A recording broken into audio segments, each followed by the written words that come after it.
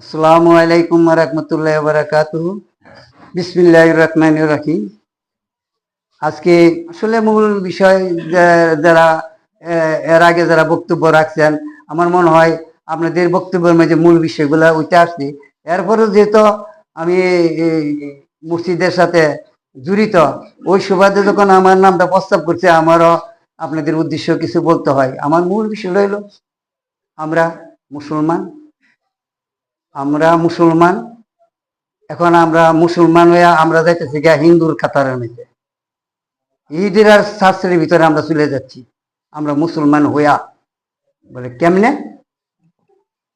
আমরা যেহেতু কোরআন দিয়ে আমরা মুসলমান, যেহেতু আমরা কোরআন না থাকলে আমরা মাটির তলে গেলে আমরা আল্লাহর কাছে কোনো জব দিতে পারব না। এটাই সত্যি কথা। যে কোরআন নাকি আমাদেরকে শিক্ষা দান করে যারা, আমরা তাদেরকে মূল্যায়ন করি না। বাংলাদেশের মানুষ, অন্য রাষ্ট্রতে বলতে পারি না। আমরা মূল্যায়ন করি কারা? যারা মাইক লাগাইয়া 2 নম্বর 4 নম্বর ব্যবসা করে, যারা নেতা ইডা ইডা হারারে নিয়া করে, গর্তে নিয়া করে, খাট পর্যন্ত নিয়ে দিয়ে তারা আরাম করে বসার লাগি। আর যারা নাকি আমাদেরকে ইসলামিক আলো, যারা নাকি আমাদেরকে শিক্ষা দিতেছে, তাদেরকে আমরা মাইনাস কইরা অনেক দূরে পালাইয়া তুইয়া দিই।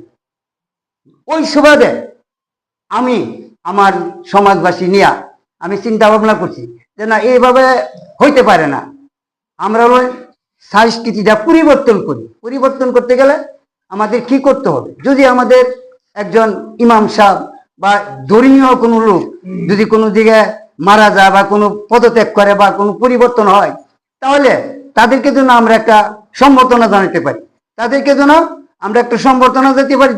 যদি সম্বর্ধনাটা আমরা যদি সঠিকভাবে জানাতে পারি, আমাদের প্রজন্মী যারা আসছে তারাও আমাদের কাছে শিক্ষা, তারাও এই জিনিসগুলা শুরু করবে। শুরু করলে দেখা গেছে যে আজকে নইবুল্লাহ বাড়ি জামের মসজিদ থেকে আমার হুজুর 9 বছর ছিলেন, উনিরে আমরা বিদায় দিতেছি।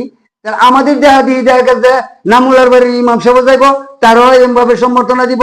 ব্যাপারী বাড়ির মসজিদের ইমাম সাহেব পরিবর্তন দেব, তারাও জানাবো। এটা কি হইলো? একটা চালু হয়ে গেল। আমার মূল বিষয়টা হলো সবাই যাতে আমরা এই দিকে কাজ করি। আমি আসলে বক্তব্য বেশি দিয়ে বিঙ্গার করে রাখছি। আসলে সবচেয়ে বড় কথা, ওয়েদারের অবস্থা ভালো না, খুব গরম লাগতেছে। এখন হুজুরের সম্বন্ধে যে আমার তালুই সাহেব তো কিছু বলছে, উনি দীর্ঘদিন আমাদের সাথে ছিল, দীর্ঘদিন আমাদের সদস্য, উনি এখনো আমাদের সদস্য। এটা তাকিদের কারণে মানুষ পরিবর্তন হইতে হয়, তাকিদের কারণে। তো হুজুর আমাদের সদস্য। হুজুর যে সময় মনে হলো উনি আমাদের এলাকায় আসবে, আমাদের বাড়িতে আসবে। আমাদের বাড়িতে যদি হুজুর একও আসে, আমরা মাইনা নিমু। যদি মনে করে আমি পরিবার নিয়ে 2 দিন আমি রামনগর যা বেড়ামো, এত আমরা কোনো বাধা নাই ইনশাল্লাহ। হুজুরের জন্য মোল্লার বাড়ি উন্মুক্ত।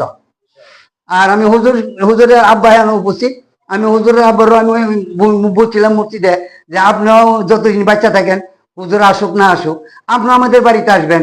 হুজুর না থাকলেও আমরা হুজুর সাহায্য হই, আপনারা আমরা যতটুকু পারি আমরা হুজুরের ইয়াতে সহযোগিতা। আমি আবার বক্তব্য আমি দীর্ঘায়িত করবো না।